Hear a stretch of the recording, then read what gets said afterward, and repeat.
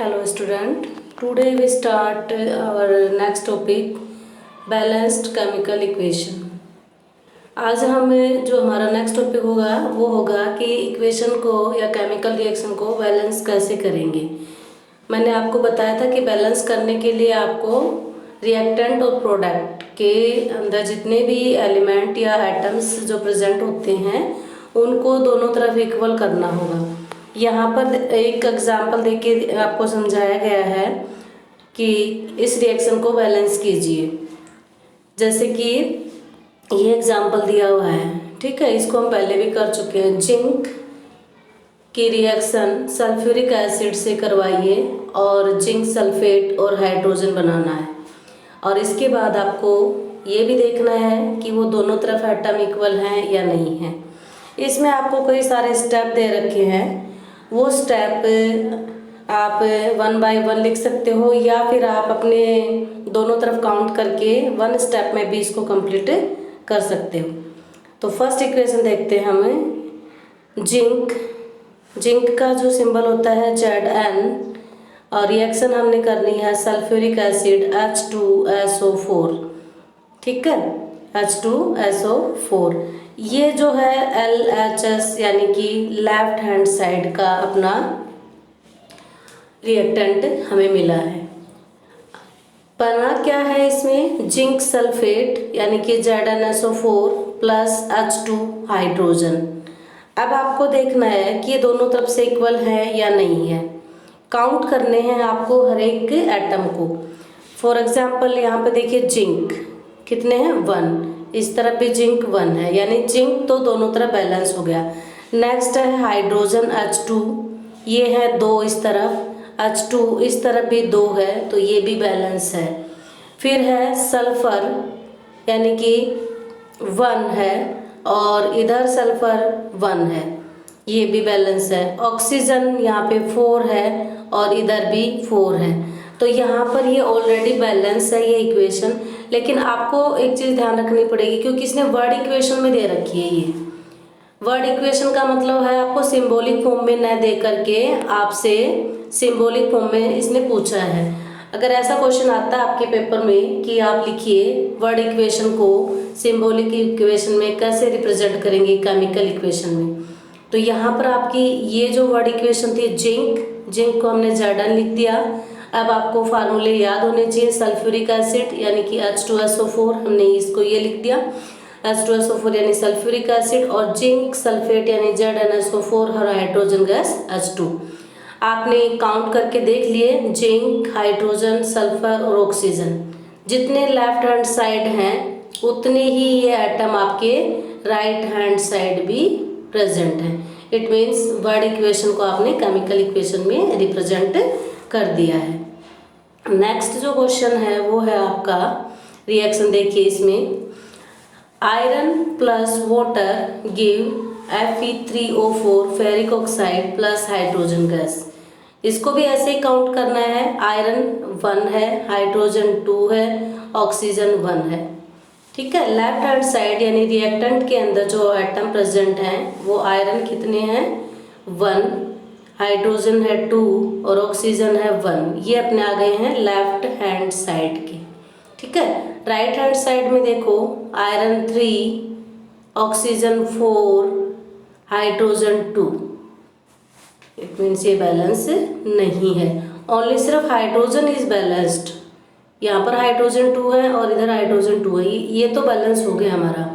लेकिन देखिए ऑक्सीजन इधर है आपका, ऑक्सीजन कितना है, इस तरफ ऑक्सीजन अपना है, दिख रहा है ना, 1 ऑक्सीजन है और इधर कितना है, 4 ऑक्सीजन है। तो अब क्या करें, ऑक्सीजन को भी बैलेंस करना है और आयरन को भी। तो आप सबसे पहले हम आयरन को ही बैलेंस कर देते हैं। आयरन की इधर आप 3 लगा दो, 3 Fe, और यहाँ पर कितना हो गया, Fe3। चलो दोनों तरफ आयरन और हाइड्रोजन तो बैलेंस्ड हो गए। अब रह गया अपना ऑक्सीजन। ऑक्सीजन को करना है अपने को 4। अब 4 करने के लिए जो H2O लिखा है अपना, इसके आगे आप 2 ऐड कर दो, 2H2O बन गया अब ये, यानी हाइड्रोजन कितने हो गए, 4, 2 2 जा 4। अब ऑक्सीजन भी अपने 2 हो गए इधर ये ऑक्सीजन क्या गया, इधर हमने 2 लगाया तो ऑक्सीजन भी अपने कितने हो गए 2, और हाइड्रोजन कितने हो गए 4।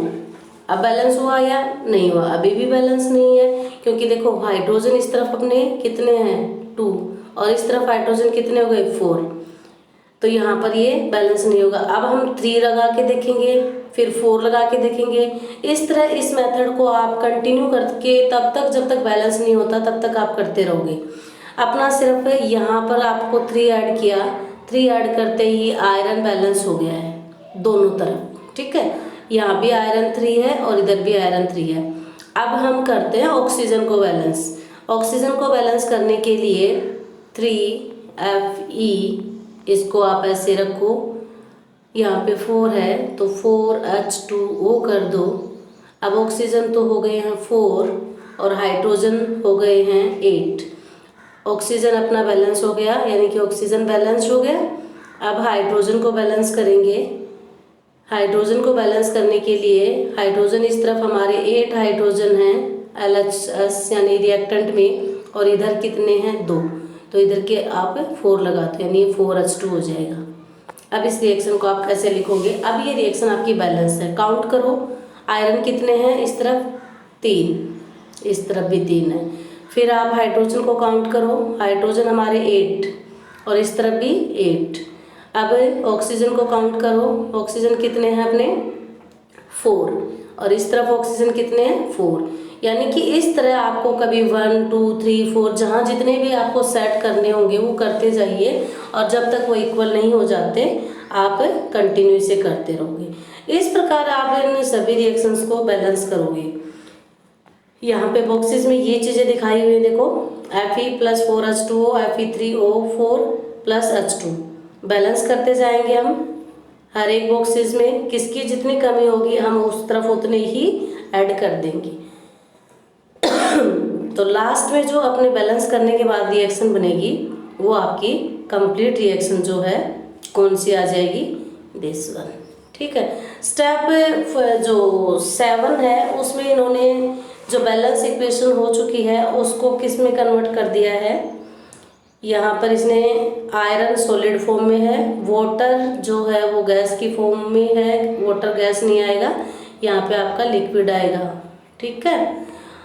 Fe3O4 ferric oxide solid form में होता है, हाइड्रोजन जो है वो गैस है, वाटर लिक्विड फॉर्म में लिखोगी इसको। पानी जो है वो आपको भी पता है गैस नहीं होती, जब हम बॉयल करेंगे तब वो वेपर की फॉर्म में आ सकता है।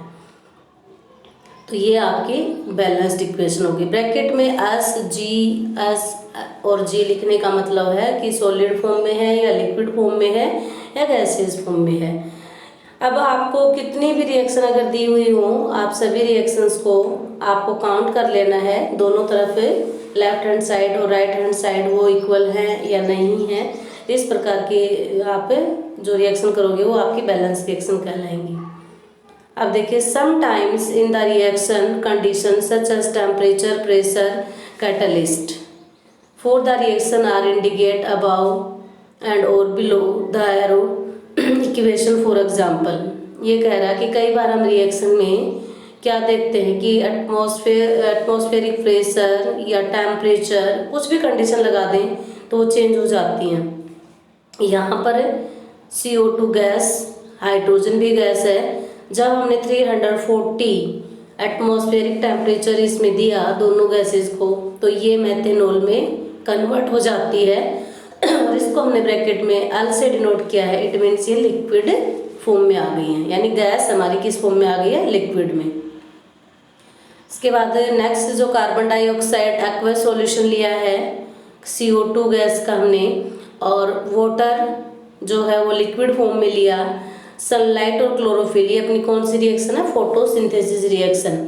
इसमें ग्लूकोज बन जाता है, ऑक्सीजन बन जाती है और वाटर बन जाता है। तो यहाँ पर ग्लूकोज एक्वस सॉल्यूशन के फॉर्म में, CO ऑक्सीजन गैस जो है वो एक्वस, और H2 है वो लिक्विड फॉर्म में।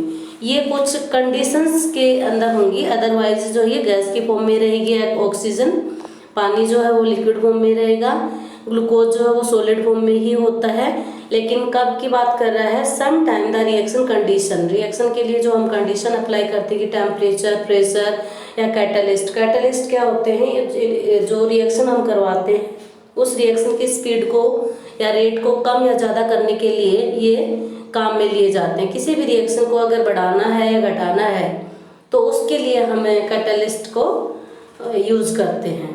हिंदी में इसको उत्प्रेरक बोलते हैं। उत्प्रेरक का काम होता है किसी भी रासायनिक अभिक्रिया को कम या ज़्यादा करना, उसकी गति को बढ़ा देना। अभिक्रिया ज़्यादा करनी है या हमें कम गति से करवानी है तो उसके अंदर हमें उत्प्रेरक यानी कैटलिस्ट मिक्स कर देते हैं। अब हमें ये टेक्सचुअल क्वेश्चंस दिए हुए हैं, इनकी प्रैक्टिस करेंगे। देखिए इनमें क्या बताया हुआ है कि आपको बैलेंस करनी है, कुछ वर्ड इक्वेशंस दे रखी हैं और आपको केमिकल इक्वेशन में इसको चेंज करनी है। पहला क्वेश्चन तो थ्योरेटिकल क्वेश्चन है, कोई चेंज नहीं इसमें। Why should A magnesium ribbon is clean before burning in air. Air में जलाने से पहले हमने मैग्नीशियम रिबन को साफ क्यों किया था? पता ही होगा, मैग्नीशियम रिबन को साफ हमने इसलिए किया था क्योंकि मैग्नीशियम जो है ऑक्सीजन से रिएक्शन कर लेता है और ऑक्सीजन से रिएक्शन करके मैग्नीशियम ऑक्साइड बन जाता है और मैग्नीशियम ऑक्साइड की लेयर को हटाने के लिए, मैग्नीशियम ऑक्साइड की लेयर को हटाने के लिए ये जो ऑक्साइड बना है इसमें ऑक्सीजन जो है उसे रिमूव करने के लिए जलाने से पहले हम इसे क्लीन करते हैं। नेक्स्ट क्वेश्चन है right the balance equation for the following chemical reaction. Balance करके लिखनी है आपको ये रिएक्शन। हाइड्रोजन क्लोरीन और हाइड्रोजन क्लोराइड बन गया है। पहला क्या है H2 गैस की फॉर्म में है, ब्रैकेट में G लिखिए। फिर कह रहा है क्लोरीन भी गैस होती है, इसको भी ब्रैकेट में G लिखना है आपको। फिर एरो का सिंबल दे दीजिए और क्या बना है HCl, हाइड्रोजन क्लोराइड या हाइड्रोक्लोरिक एसिड। अभी इसमें देखिए कि बैलेंस है या नहीं है। हाइड्रोजन इधर 2, इधर क्लोरीन भी 2, हमारे लेफ्ट हैंड साइड जो है हाइड्रोजन और क्लोरीन 2 है but right hand side single है, 1 है। तो हम क्या करेंगे, इसके आगे 2 लगा देंगे तो ये हमारी बैलेंस इक्वेशन बन जाएगी। हाइड्रोजन भी 2 हो गए और क्लोरीन भी 2 हो गए, ठीक है। इस प्रकार आपको बैलेंस करना पड़ेगा। आपको ध्यान ये भी रखना कि आप H2 और Cl2 नहीं कर सकते। अगर ऐसे करोगे तो रॉन्ग हो जाएगा क्योंकि वैलेंसी जो है वो 2 नहीं होती क्लोरीन और हाइड्रोजन की, जो कि आपने 9th में सीखी थी। नेक्स्ट है बेरियम क्लोराइड। अब बेरियम का जो सिंबल होता है Ba होता है, Ba, और क्लोरीन जुड़ा है Cl2, क्योंकि Cl2 मैंने इसलिए लिखा है क्योंकि इसकी वैलेंसी 2 होती है तो वो हमने क्लोरीन पे ऐड कर दी है। Barium chloride, aluminium sulphate, aluminium Al होता है, ठीक है। एल्यूमिनियम सल्फेट Al2SO4 और ब्रैकेट से बाहर 3, ठीक है। अब यहाँ 3 लगाया मैंने और यहाँ पे 2 लगाया है। रीज़न आपको पता होना चाहिए। इसका रीज़न ये है कि एल्यूमिनियम की वैलेंसी कितनी होती है 3, जो कि मैंने ब्रैकेट से बाहर लगा दी क्रॉस करके इस वाले पे। और ऑक्सीजन की वैलेंसी कितनी होती है 2, जो कि मैंने एल्यूमिनियम पे लगा दी। एक बार फिर से लिखती हूँ इसको, देखिए barium chloride BaCl2, barium chloride, aluminium Al2SO4 hold wise 3। Barium chloride और एल्यूमिनियम सल्फेट हो चुका है। अब रिएक्शन करके यानी राइट हैंड साइड क्या बनेगा, आपको आगे ऐसे रिएक्ट करके एरो करके लिखना है। यहाँ पे स्पेस कम है इसलिए मैं नीचे लिख रही हूँ। Barium sulphate BaSO4 barium sulphate, oxygen को बड़ा लिखना है बेटा आपको भी। और साथ में क्या बना है एल्यूमिनियम क्लोराइड AlCl3। अब देखो भाई ये रिएक्शन डबल डिस्प्लेसमेंट भी है, कैसे है वो आगे करेंगे टाइप्स ऑफ रिएक्शन में। उससे पहले आपको बैलेंस करने हैं। देखिए कैसे करना है हमने। BaSO4 के साथ अटैच हो गया, एल्यूमिनियम क्लोराइड के साथ हो गया। अब यहाँ पर मैंने 3 लिखा AlCl3। ऐसा क्यों किया? क्योंकि इसकी जो वैलेंसी है एल्यूमिनियम की 3 होती है, जो कि मैंने क्लोरीन पे लगा दी, और क्लोरीन की वैलेंसी होती है 1, जो कि मैंने इस पे लगा दी। वैलेंसी का चैप्टर आप 9th में अच्छे से कर चुके हो।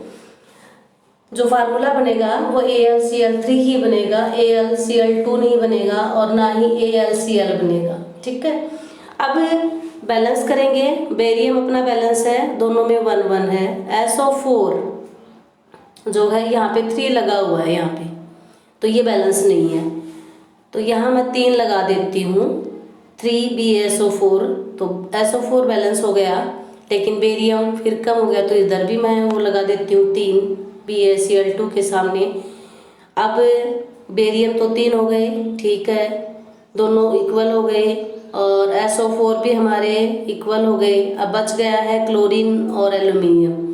क्लोरीन जो है Cl2 और आगे 3 लगा हुआ है, तो 3 2 जा 6 यानी 3 हो गए, तो यहाँ पे मैं 2 लगा देती हूँ, और इधर एल्यूमिनियम 2 है।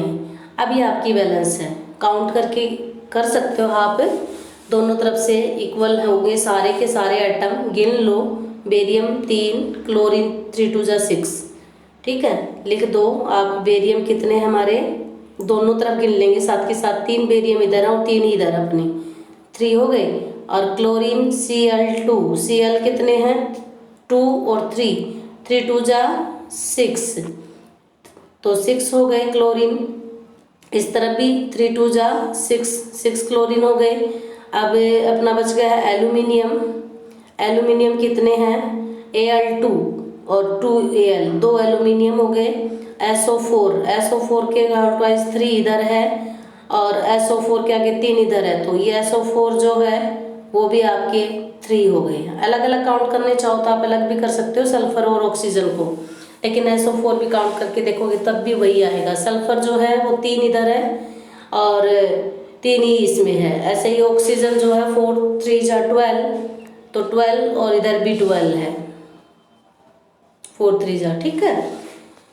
इस प्रकार ये इक्वेशन आपकी बैलेंस हो गई है। आप काउंट करो और प्रैक्टिस करोगे जितनी ज़्यादा, तो उतना ही आपका समझ में आएगा। नेक्स्ट जो क्वेश्चन है वो दे रखा है आपका सोडियम और वाटर। अब सोडियम का सिंबल आपको पता ही होगा बेटा, सोडियम का सिंबल क्या होता है, Na। क्या होता है, Na। रिएक्शन किसके साथ करवानी है, वाटर। वाटर का फार्मूला क्या होता है, H2O, ठीक है। और बन रहा क्या है, सोडियम हाइड्रोक्साइड और हाइड्रोजन गैस। ये देखो NaOH, सोडियम हाइड्रोक्साइड और प्लस H2, बैलेंस होगी ये रिएक्शन। सोडियम 1, ऑक्सीजन 1, हाइड्रोजन जो है वो नहीं है बैलेंस, यहाँ पर 2 और इधर जो है वो आपका 1 ही है। तो ये इस प्रकार आपको ये प्रैक्टिस करनी है कि बैलेंस करने के लिए क्या लगाओगे, 2 लगाओगे, आगे 3 लगाओगे या 4 लगाओगे, दोनों तरफ आपको बैलेंस करनी है। मैंने सिंबल बता दिया, Na प्लस H2O बन जाएगा NaOH प्लस H2। ये इक्वेशन बनेगी। बैलेंस प्रैक्टिस आप करके देखिए, नहीं आती तो फिर मैं आपको समझा दूंगी। ऐसे ही आपकी नेक्स्ट है, right the balance chemical equation with stage symbol for the following. Solution of barium chloride जो हमने अभी की थी ऊपर, बेरियम क्लोराइड BaCl2, अब उसको किसके अंदर मिक्स करना है, react with hydrochloric acid. BaCl2 ले लेना है आपको, BaCl2 हो गया barium chloride, solution of barium chloride. Sodium sulphate Na2SO4, ठीक है, प्लस ये दोनों ले लिए मैंने, इस तरफ अपने लेफ्ट हैंड साइड के आ गए। To give insoluble barium sulphate, बना क्या है, बेरियम सल्फेट, BaSO4, ये हो गया बेरियम सल्फेट, और प्लस 2NaCl साल्ट बन जाएगा भाई, 2NaCl salt, solution of sodium chloride. फिर से देखो रिएक्शन को, क्या बताया इस रिएक्शन में, ये कह रहा है sodium solution of barium chloride. किसका सॉल्यूशन लेना आपको, बेरियम क्लोराइड, ये ले लिया BaCl2। और फिर कह रहा है सोडियम सोडियम सल्फेट Na2SO4, छोटा करके लिखती हूँ, एक second, BaCl2, barium chloride Na2SO4, इतना अपना रिएक्टेंट है लेफ्ट हैंड साइड। अब बनाना है हमें right hand side, BaSO4 plus 2NaCl, ये रिएक्शन बन जाएगी। बैलेंस भी है ये रिएक्शन, ठीक है, काउंट करके देखोगे तो बैलेंस भी है। नेक्स्ट क्वेश्चन है, sodium hydroxide solution in water react with hydrochloric acid and solution in water to produce sodium chloride solution and water। यह आपकी एक तरह से रिएक्शन पहले भी कर चुके हो। एसिड प्लस बेस जब रिएक्ट करते हैं आपस में, एक अम्ल और एक क्षार, तो उदासीनीकरण या न्यूट्रलाइजेशन रिएक्शन कहलाती है। लिख देती हूँ NaOH, ये बन गया है। ये वाला क्वेश्चन कर रहे हैं हम।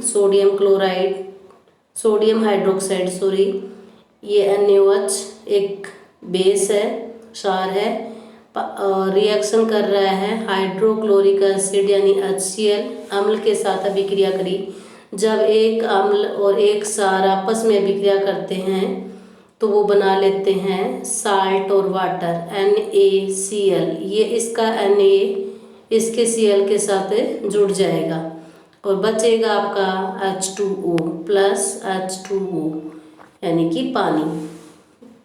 NaOH सोडियम हाइड्रोक्साइड पानी के साथ हाइड्रोक्लोरिक अम्ल के साथ अभिक्रिया करके नमक और जल बना लेता है। ऐसी अभिक्रिया जो है उदासीनीकरण या न्यूट्रलाइजेशन रिएक्शन कहलाती है। अब आपको कम से कम 10 ये आपको रिएक्शन जो हैं उनकी प्रैक्टिस करनी है, और प्रैक्टिस करने के लिए आपको पीछे ये दी हुई है, मैं दिखाती हूँ, देखो कौन कौन सी हैं। जहाँ पर आपकी एक्सरसाइज स्टार्ट होगी ना, उसकी प्रैक्टिस आप उसमें से कर लेना। फिर मैं बताती हूँ कौन से क्वेश्चन आपके दिए।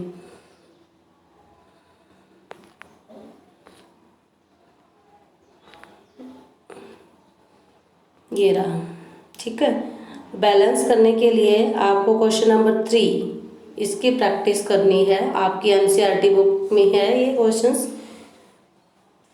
पहले तो आप देखना कि वाट अपन डाइल्यूट हाइड्रोक्लोरिक एसिड को करेंगे तो इसमें से कौन सा ऑप्शन आएगा। रिएक्शन लिख के देखोगे।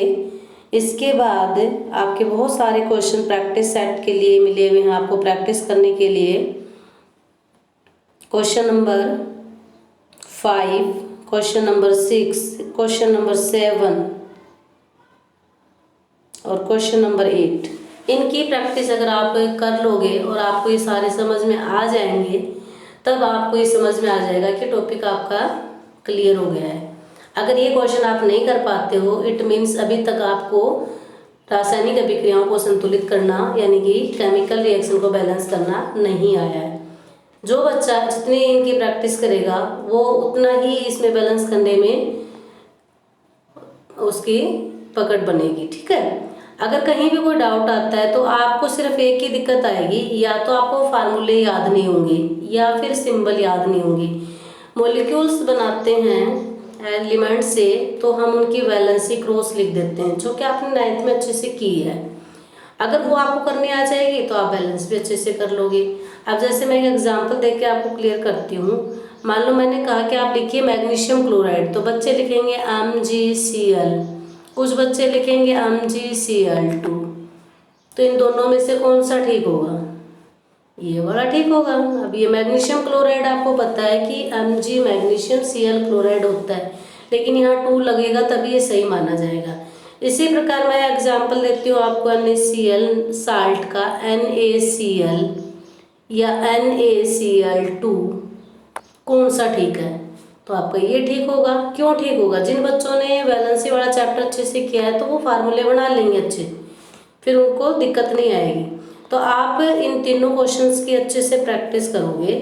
इसके बाद जो हमारा नेक्स्ट टॉपिक होगा वो होगा टाइप्स ऑफ रिएक्शन। वो हमें नेक्स्ट सेशन में करेंगे। इससे पहले जितना मैंने अभी तक जितना चैप्टर करवाया उसकी प्रैक्टिस आपको अच्छे से कर लेनी है। ओके, थैंक यू बेटा।